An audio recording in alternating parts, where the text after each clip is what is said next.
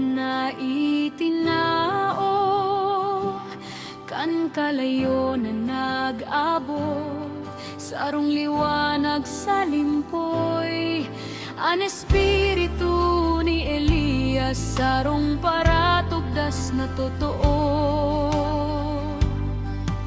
Nagpe-preparar kandalan para sa saro na maabot liwan.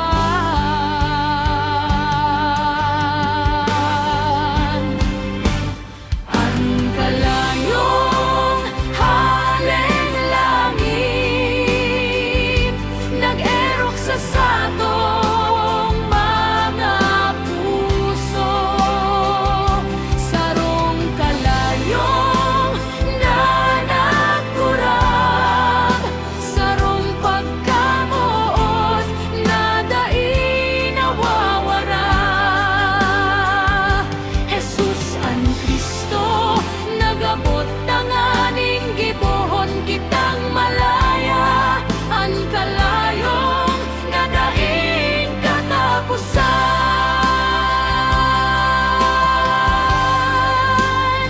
Si Juan Bautista sarong tingog na nagkurahaw, sarong pag-apod sa pagbalik buot, sarong pag-apod na magtindog asin magliwanag.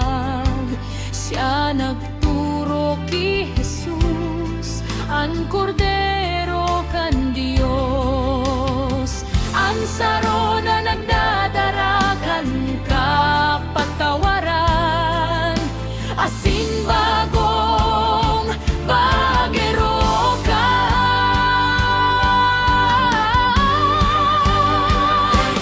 Ang kalayong haleng langit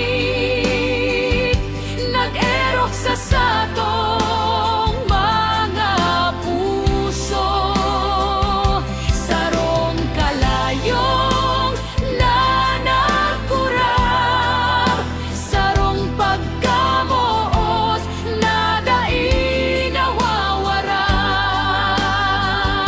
Jesus ang Kristo nagabot tanganing gibuhon kitang malaya, ang kalayong nadagtugdas, ang kalayong na dai katapusan.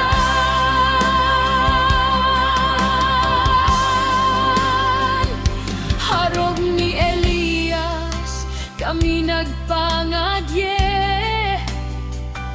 nin kalayong na mahulog, sarong kalayong na nagpupurifika, sarong pagkamuot na nagpapatindog sa samuya.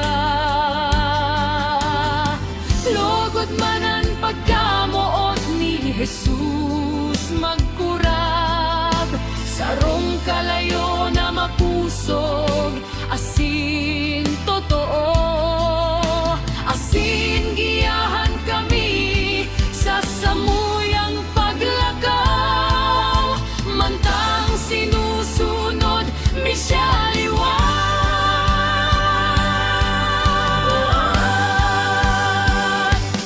Ang kalayong haleng langit nag-erok sa satong mga puso, sarong kalayong nanagkurang, sarong pagkamuot na dai nawawara.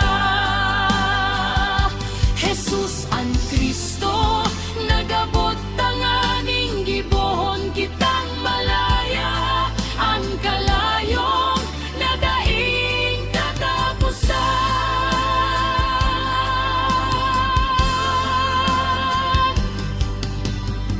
Lugod man kami arog ni Juan, magturo ki Jesus ang liwanag, asin darahon ani ba sa